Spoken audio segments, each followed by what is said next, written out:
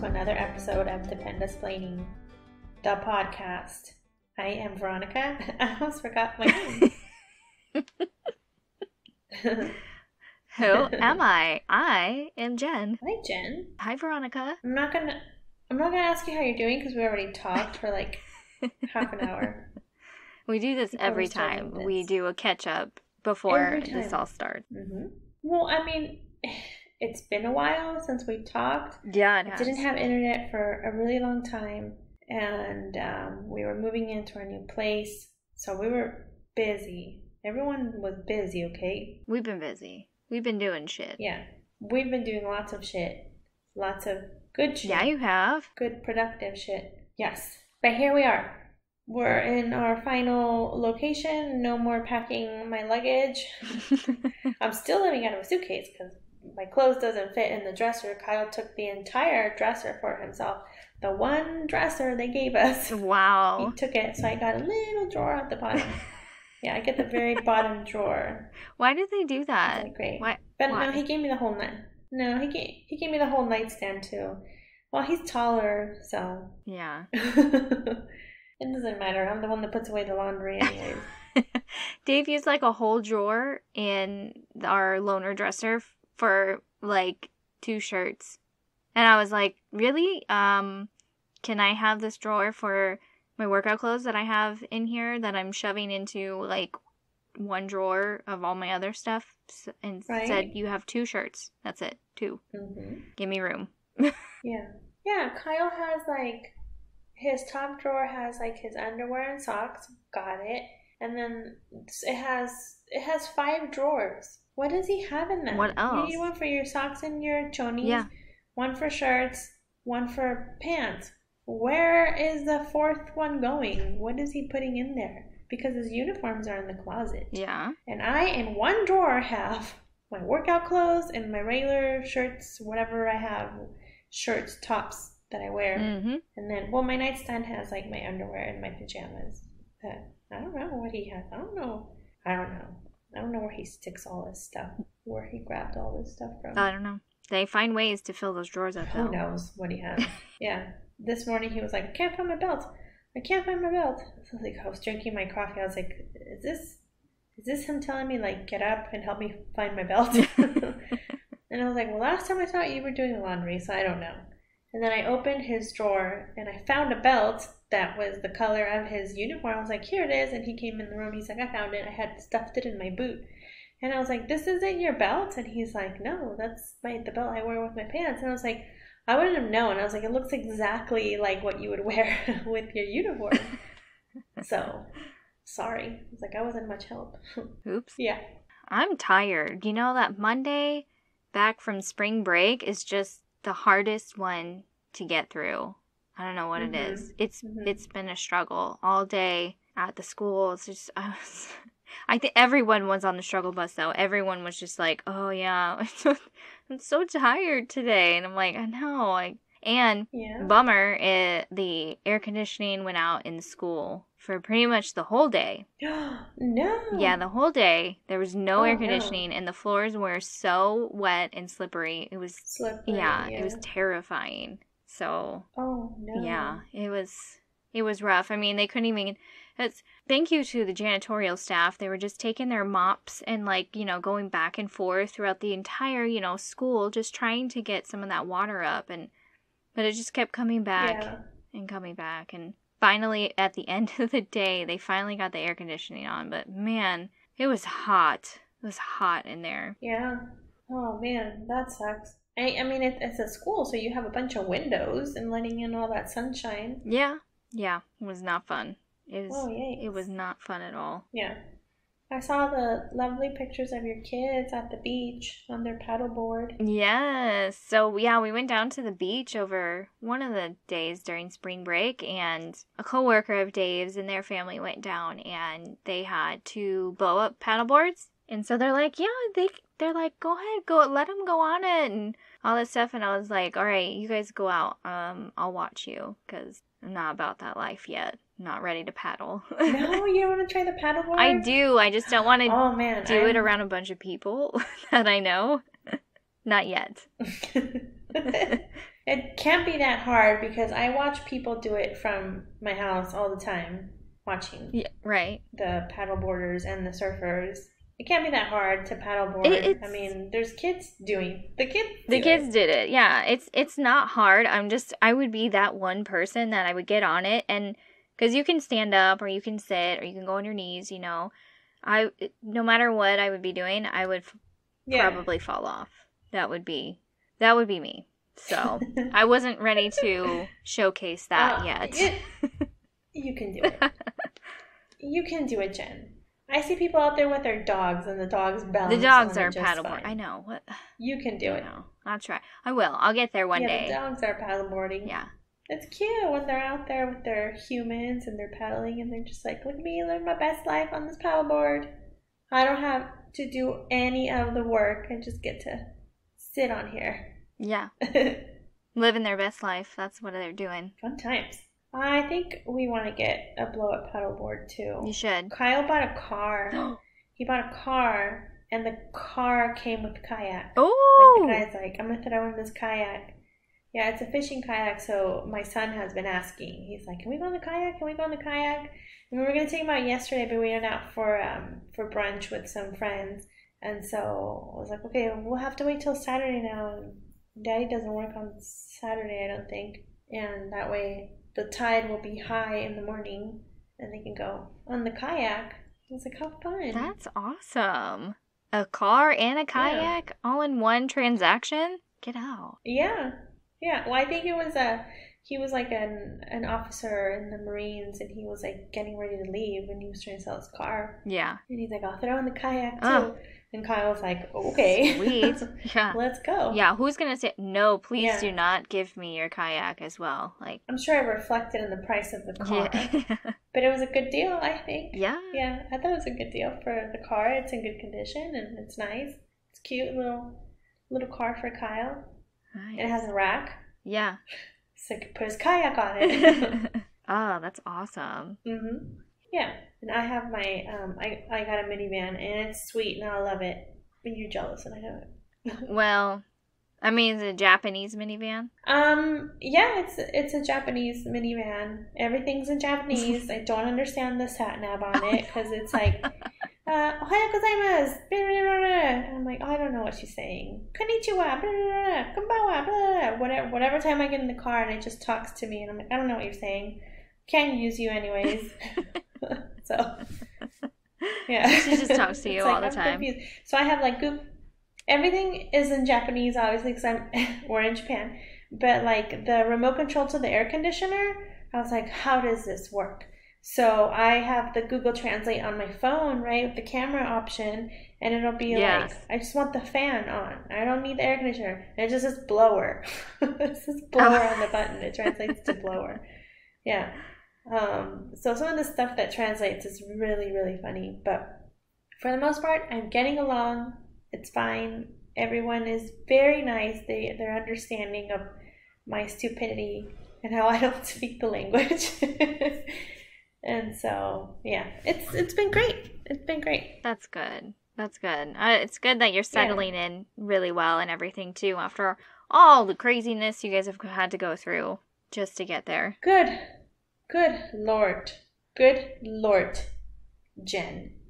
Good Lord. Yeah. Yeah.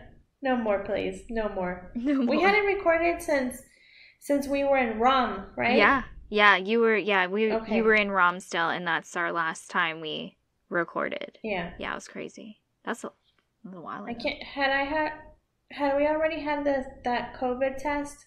The third one? Third and final. I don't even know. I don't think so. I don't know. I think you were going to get one. I think you had told us that you had to get another one. We went and got a third one, and they swabbed both nostrils.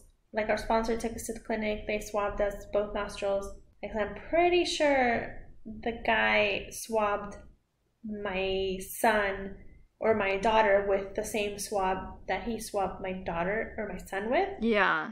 Like, I'm pretty sure he used the same one. Because there was like a mix-up with the vials. And I said, I took my daughter up to get hers. And I said, that's my son's name. And he's like, oh. And I'm pretty sure they got swabbed with the same one. Oh, goodness. So who knows?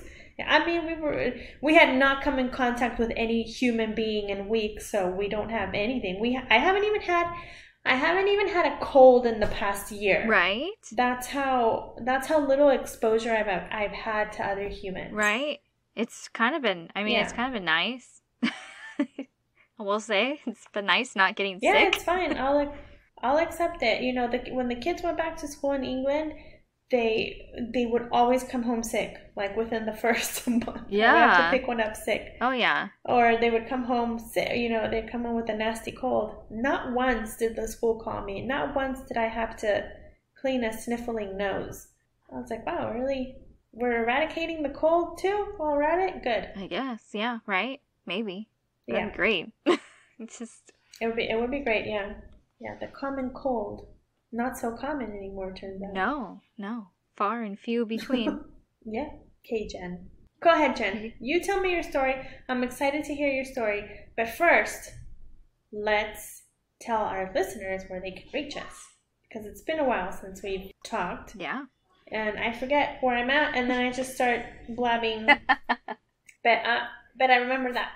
So for our listeners, you can reach us at dependenceplaining@gmail.com, Facebook, Instagram, and or Twitter. And don't forget to rate and subscribe. Please rate us on Apple Podcast or subscribe wherever you're listening to us on any of your listening platforms.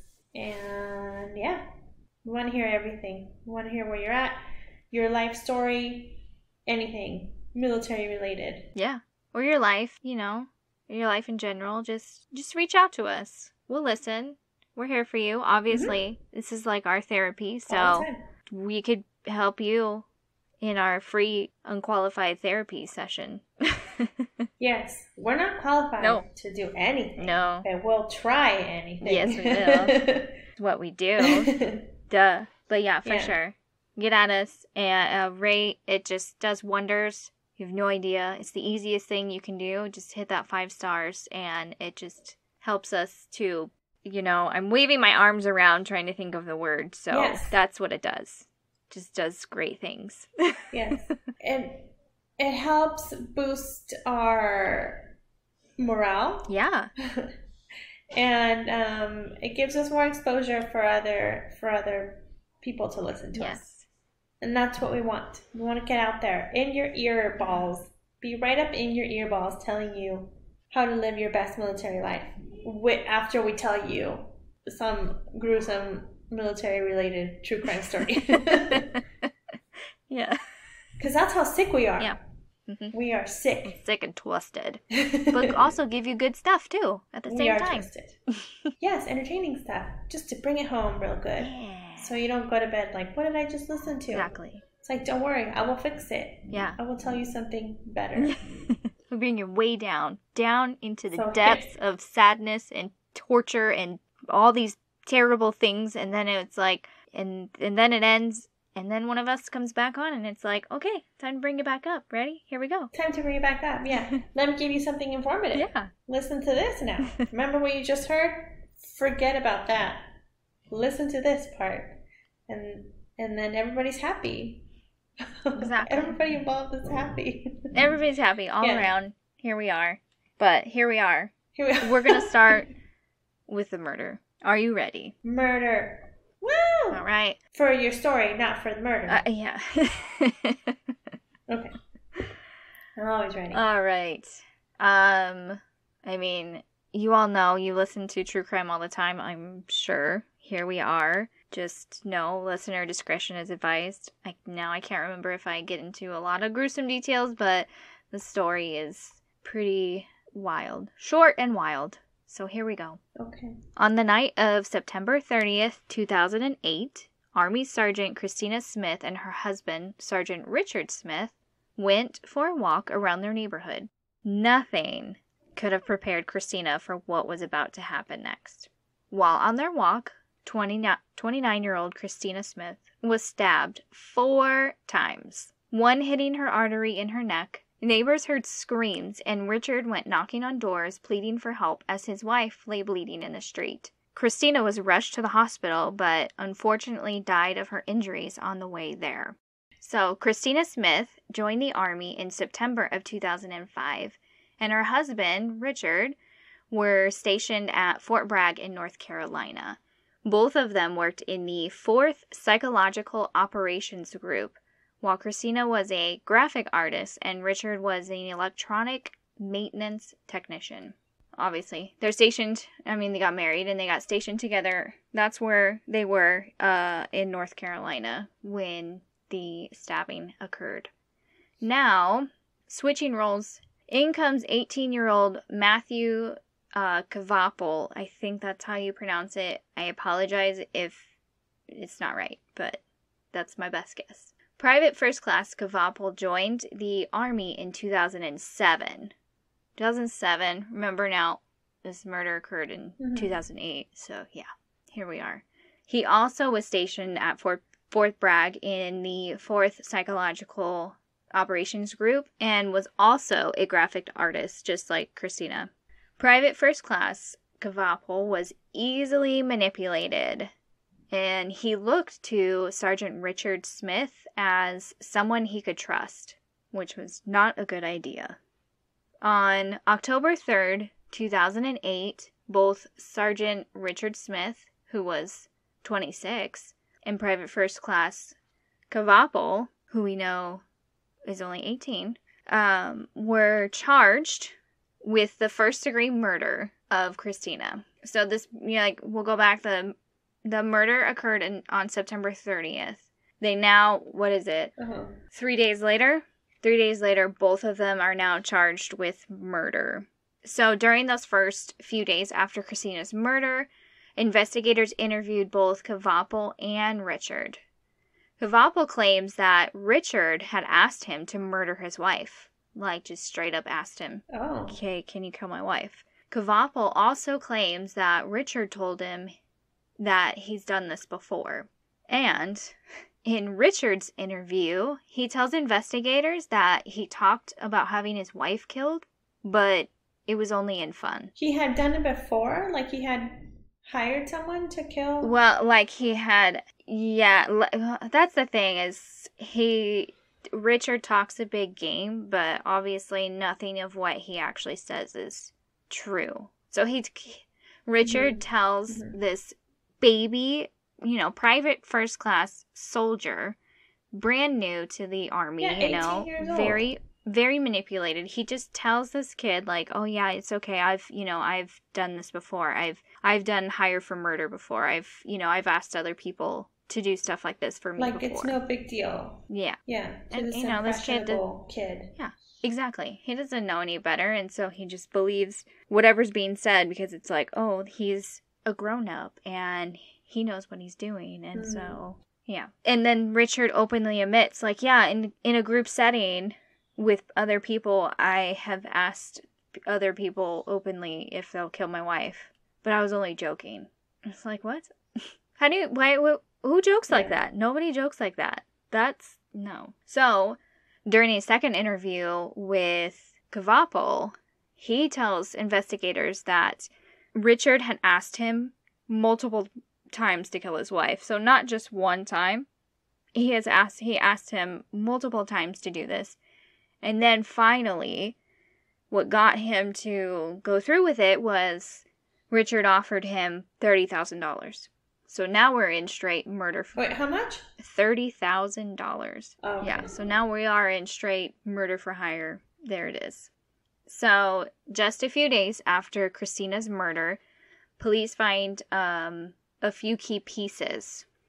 They find a knife that they believe was used in the stabbing, and then clothes that they believe were the ones that Kavapol wore when he stabbed Christina that night. They, They found them out in this, there was some sort of lake or stream, I'm not saying it's this huge body of water, but some sort of form of running water area that was near where the apartments were where the Smiths had lived. And so that's where they found a knife in the water, and then they found clothes just nearby in some bushes. So I told you this is quite short. We're going to jump ahead now to 2012, which is what, 4 years later?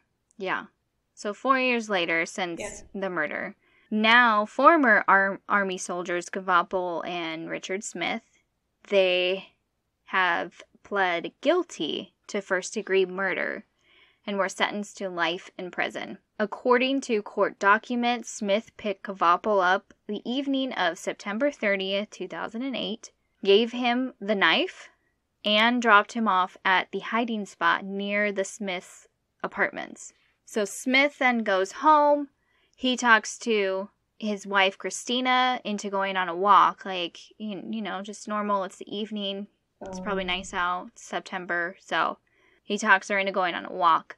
And as soon as they pass by some bushes, Kvapil comes up behind Christina, stabs her in the back 2 times, once in the neck, as we know, hitting the artery, and then once in her arm. Oh, man. He then flees, discarding his clothes and the knife. That was the whole deal. They finally got to what actually happened that night. So there was a wrongful death lawsuit related to Christina's murder. So a judge ordered Richard Smith and Matthew Kvapil to pay $20 million to Christina Smith's estate. Richard Smith's parents, David and Bobby Smith, that lived in Denton, Texas, were ordered to pay $275,000 because of their involvement in handling the couple's money and possessions after the murder. So there's not a lot of detail on that whole thing, but just... The parents? Yeah, so Richard's parents had to handle all the money and possessions after Christina's murder, because, Richard got charged with first-degree murder right away, just a few days after. So somebody had to take part in all that. So, but was it like a mishandling, or? So that's what it kind of sounds like, that they probably took it all for themselves, is what it sounds like, and they didn't, share responsibility with her family as well, That's what it sounds like. There's not a whole lot of details. Right. But Smith's parents moved away from Denton, Texas, and have not been heard of since being found liable in that lawsuit. So they neither have come to terms with any of that or paid off their $275,000. I wonder if they came across something valuable in their belongings, or were they in charge of their entire estate? I think I'm saying, did they take their entire estate? That's what I'm guessing. That's just kind of what it sounds like. They just took over all the stuff. They didn't share any responsibilities with her family as well. It was all his family. Right. Yeah. And since being smacked, with this lawsuit, they pretty much packed up, moved, and have not settled their debts.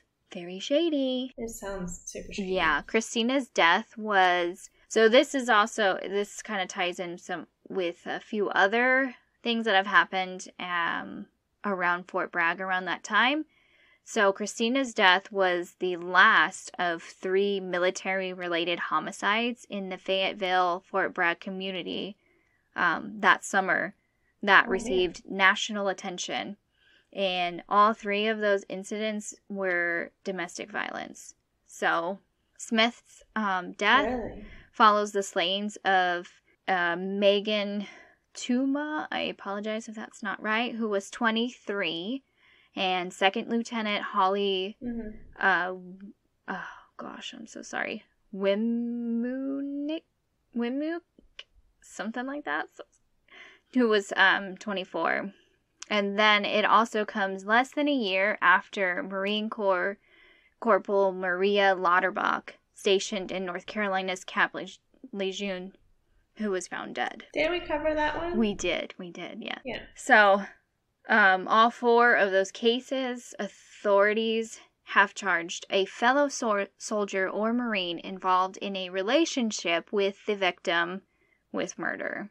Just kind of crazy how all of those, it's so weird, all 3 of those were just so I mean, they're not like related, but they all are somewhat kind of, I mean, they're not connected, but they're kind of connected. You know what I mean? Like, just how all of those happen around the same time, and they're all the similarities. Yeah, domestic violence. It's just so crazy. So, like I said, kind of short story. Thankfully, Christina's, death, she had justice for her murder. Both of them went down for what they did. I mean, I tried to find more detail on how they were able to really like nail down that they were able to catch them like within 3 days. Like I did not see how they were able to do that, but I'm just glad that they did.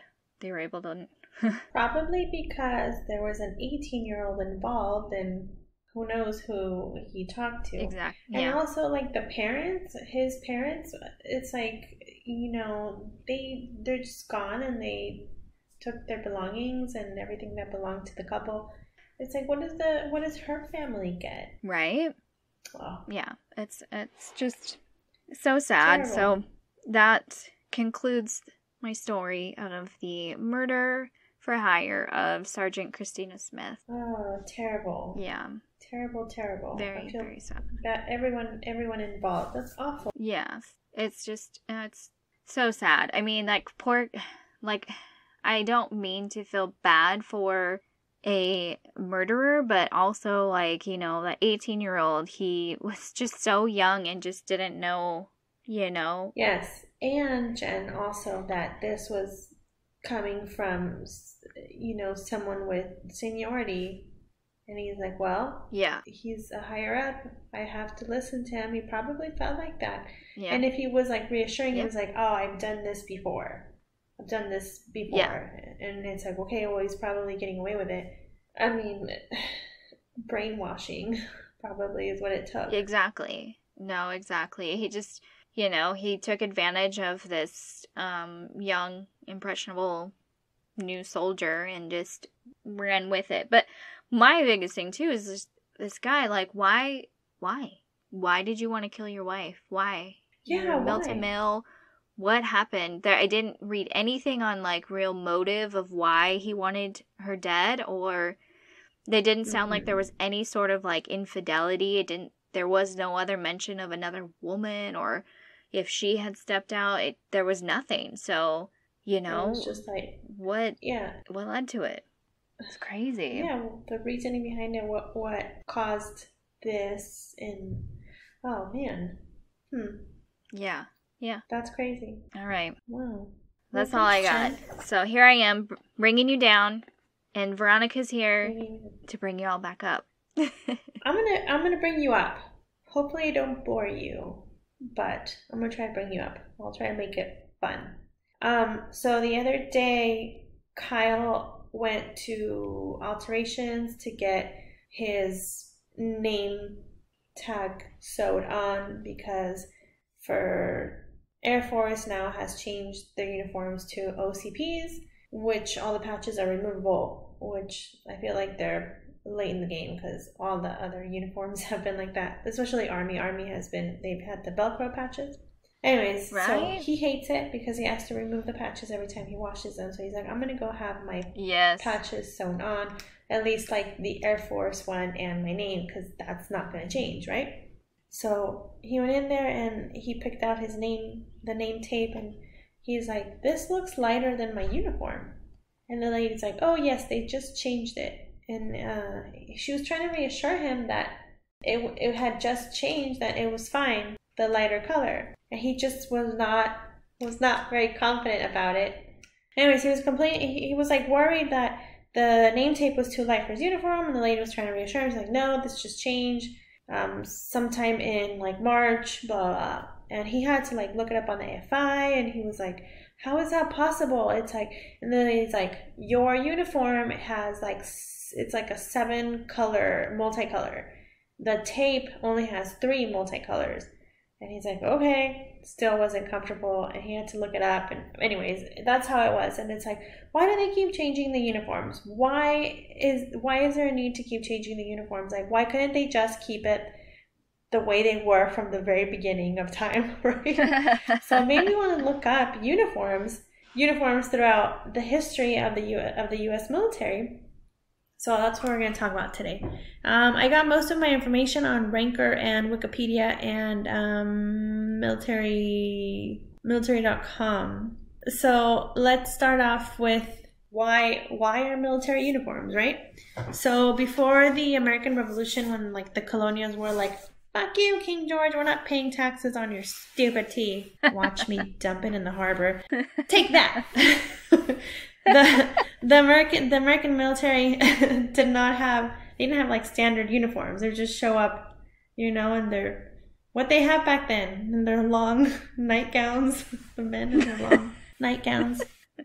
Yeah. Anyways, so the war called for like a uniform kit, to distinguish the redcoats from everybody else. They all needed to be all matchy-matchy so they could tell the Brits from the colonials. And the kit consisted of a knee-length navy blue coat with red facings. So it had a big splash of red on the front, basically. And then white or off-white pants. White pants are not a good... They're never a good choice. I'm sorry. No. They're never a good choice for anybody. If you're a female, you only have a short window to wear those white pants. You know what I'm talking about. Yeah. A very short window. I wore white pants yesterday. It's not a good idea. But like, if you're wearing especially when you're off to war. Exactly. You're going to war and you're going to be outside in the mud and walking everywhere. Why would you wear white pants? Riding horses.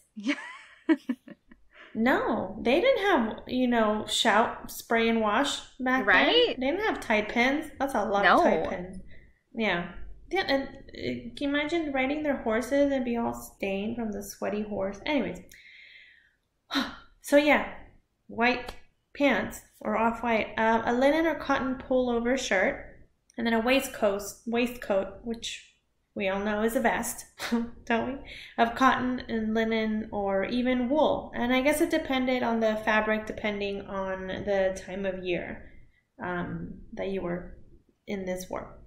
So civilian and hunting clothes were also used due to like shortages of like the fabrics and stuff.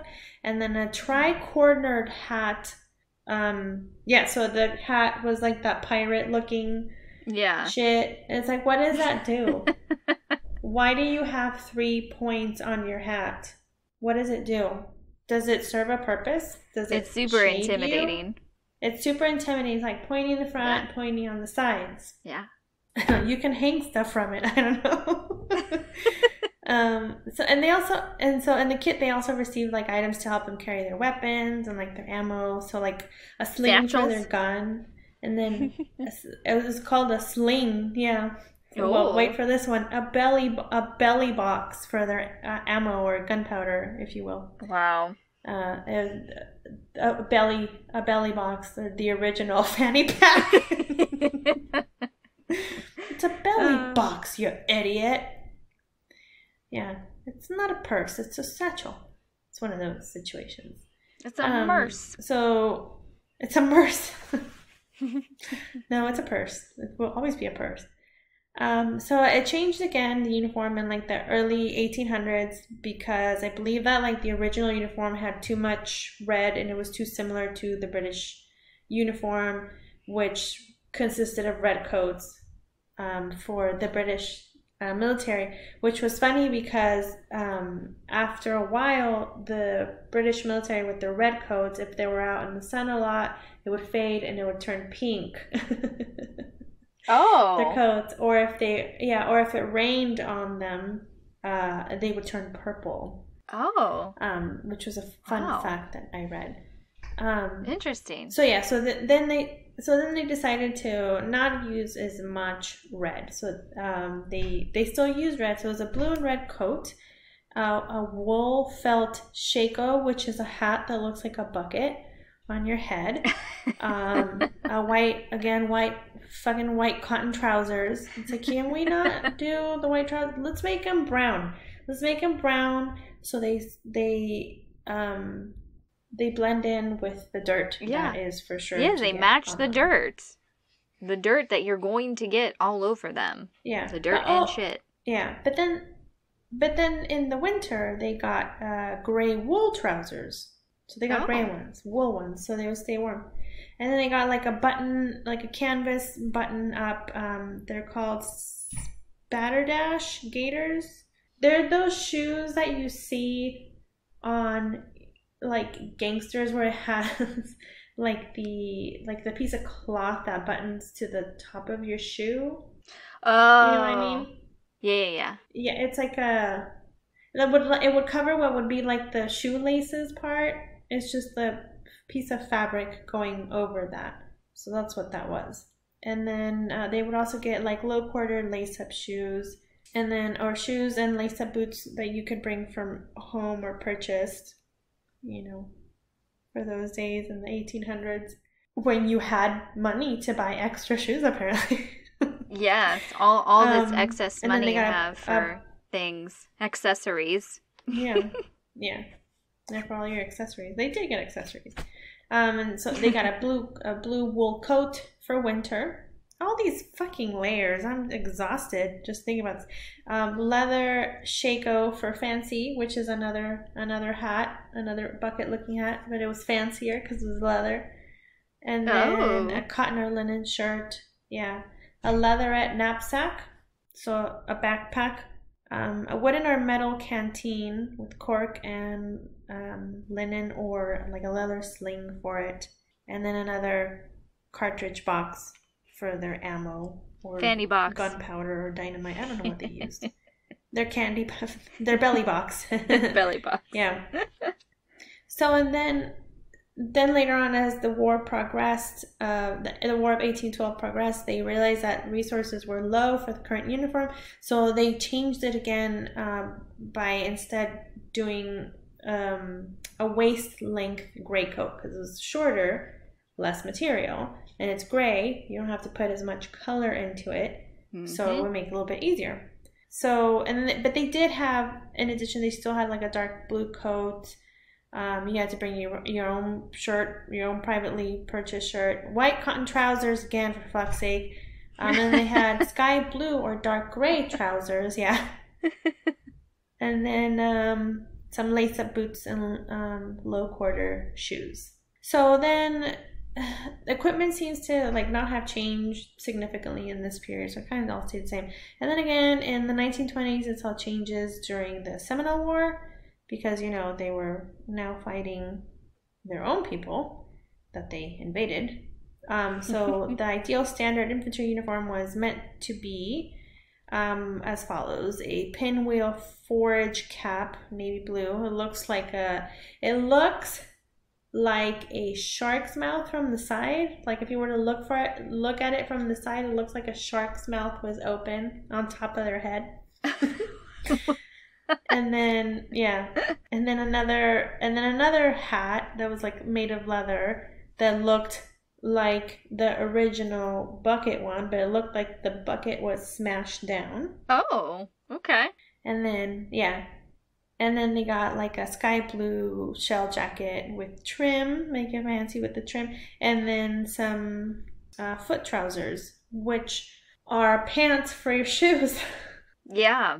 Yes, they are. It has like a, what do you call it? Those things that go under your foot. What are they called? What are they called, Jen? Like leggings sometimes have them. Stirrups?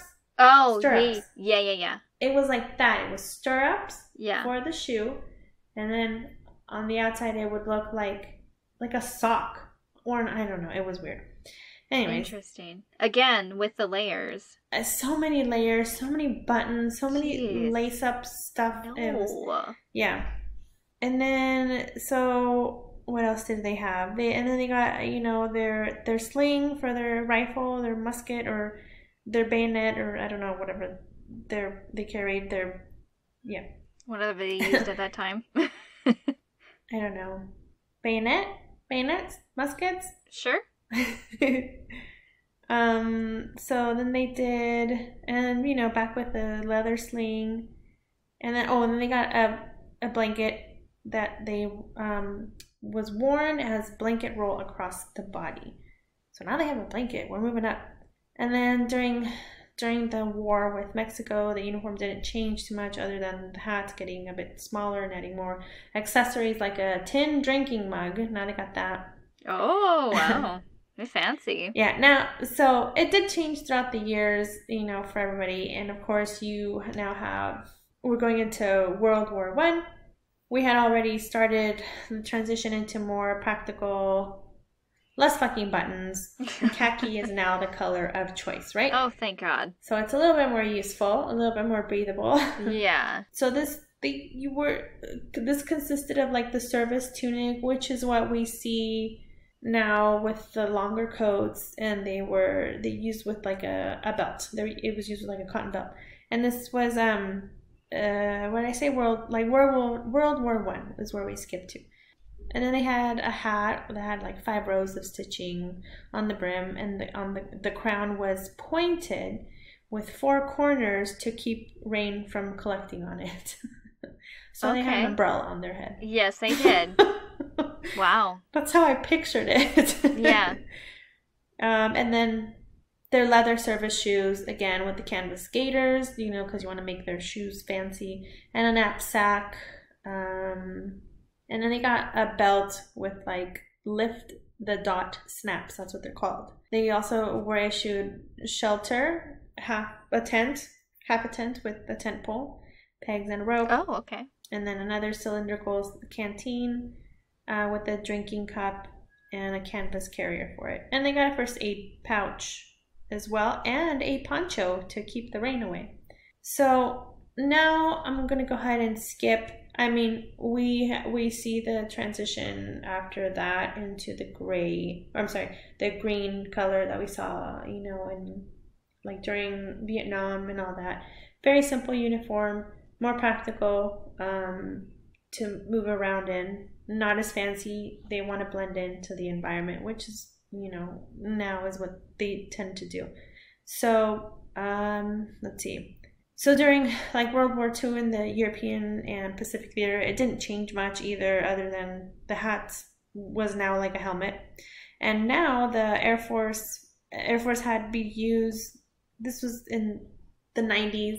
Air Force had BDUs, or also known as battle dress uniform, that were larger splotches of like dark shades of green in the 90s. Then they remained like that up until like the early 2000s, when the Air Force made a change to the ABU, or the Airman Battle Uniform. Yeah. They were like a duller gray green in smaller, like a tiger stripe like pattern, and the rank was worn on the sleeves at the time.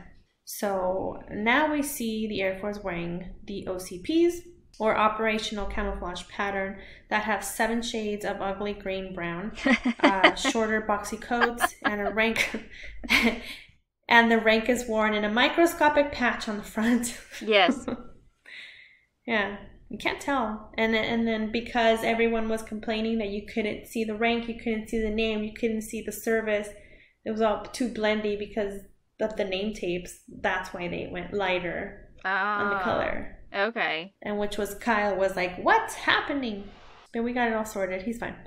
He'll survive. Yeah. Just gave him a back rub and some warm milk, and he calmed down.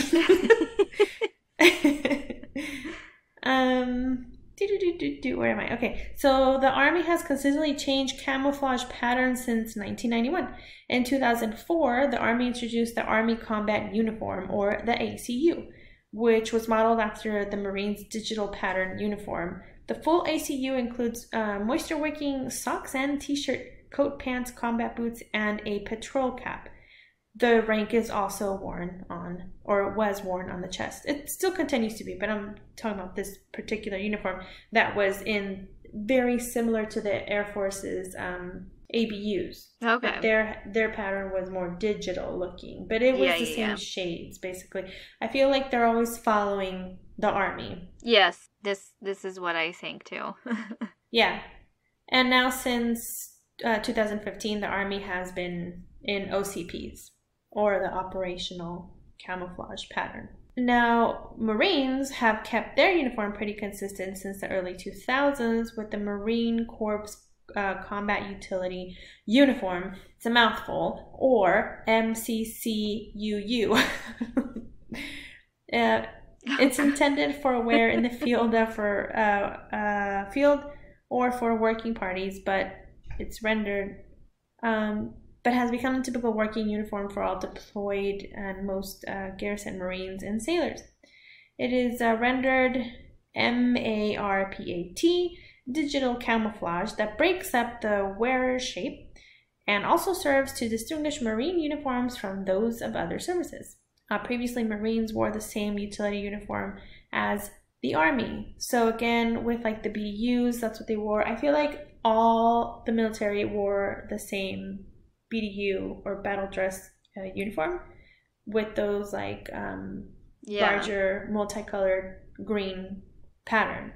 They now currently wear that one. And the ones I've seen are in shades of green, but they do have it in like the lighter colors.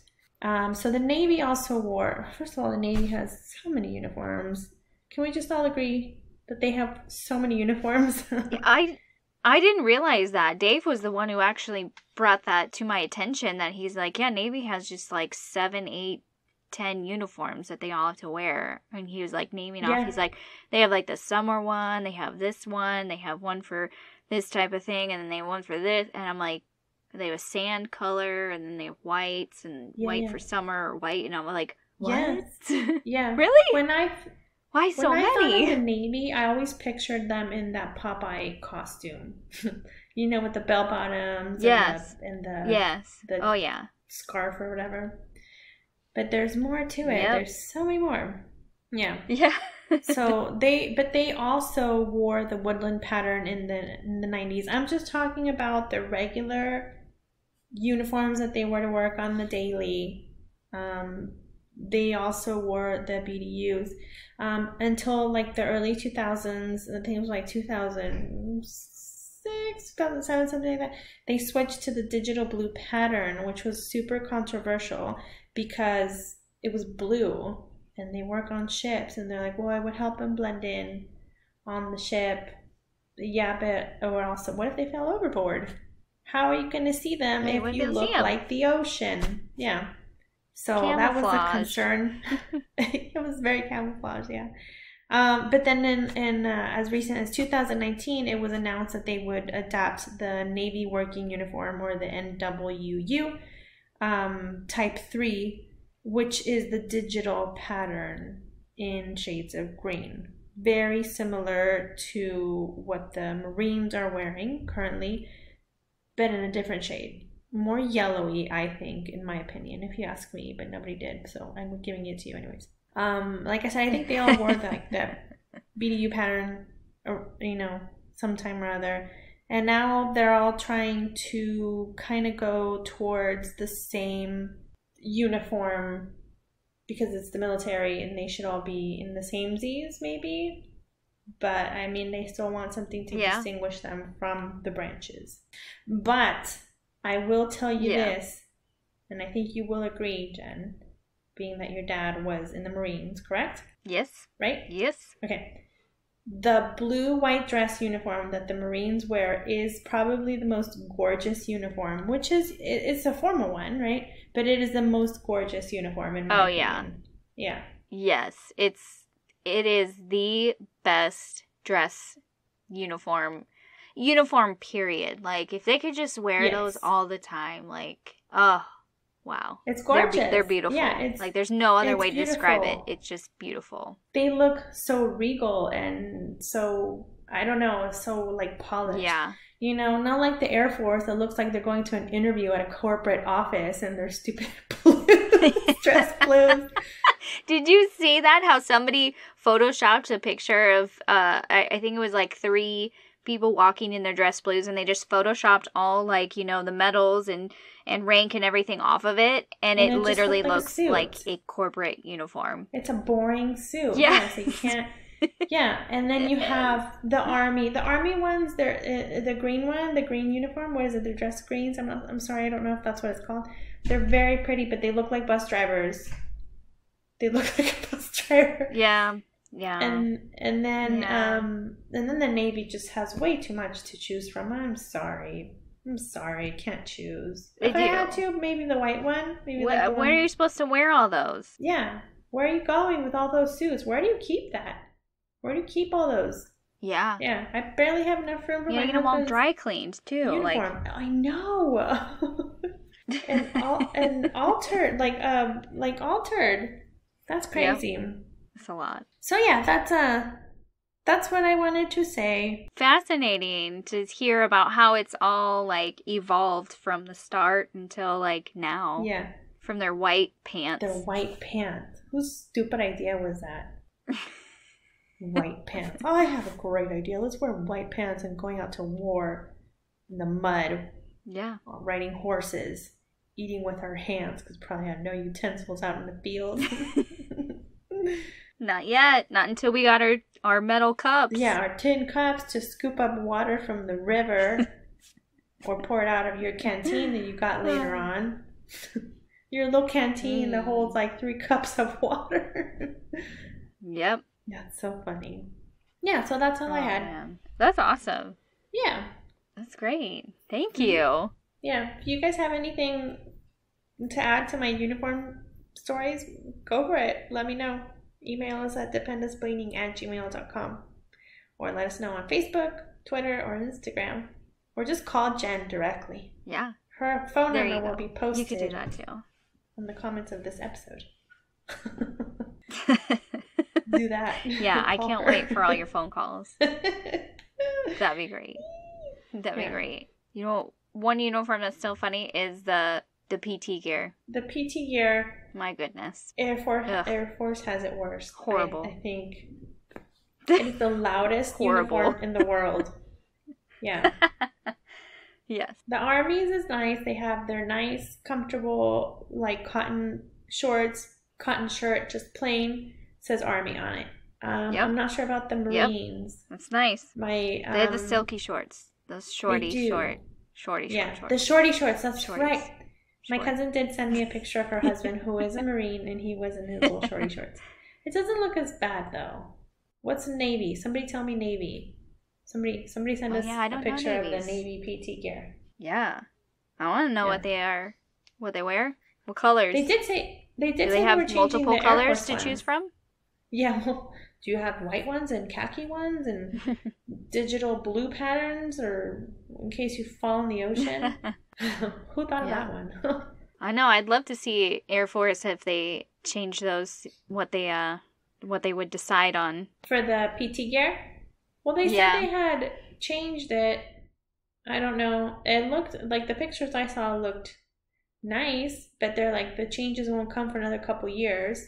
It's like as long as they're not super loud like the other ones, like the sweatsuit, like the pants and the jacket. It's like, what is this? 1993? Like.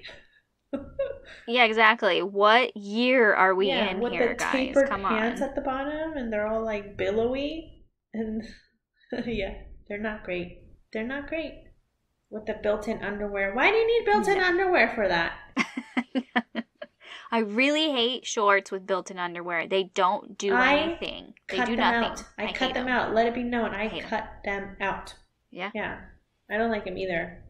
Make them where like you have like compression shorts underneath it, so I don't get my thighs don't rub together, and I don't get rashes between my thigh because they rub together and it gets sweaty. It's gross. TMI. Sorry.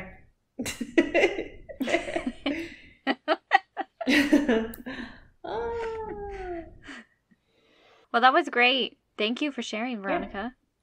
Thank you for sharing your story. Your messed up story. Yeah. Murder for hire. Murder for hire. You're welcome. Oh, man. Okay, Jen. Well, shall I send us off? You take us to that place, Veronica. I'm going to take you there. I want to thank our listeners for being so patient with us during this transition of mine, and how we were only putting out an episode every 2 weeks. I'm not sure how it's going to continue from now on, but we thank you for your patience. And please don't forget to rate and subscribe. Just go on to Apple Podcasts right now and give us 5 stars. You don't have to tell us why. Just give us 5 stars. Just do it. If you're listening to it right now, give us 5 stars. And if you have anything to share with us, any stories, military-related stories, if you want us to look up something, just let us know. You can email us at dependenceblaining@gmail.com or reach out to us on Facebook, Instagram, or Twitter. And we thank you guys for your support, and we're here for you. Thank you for being there for us. Don't forget that wherever you go, there you are. Goodbye. Bye.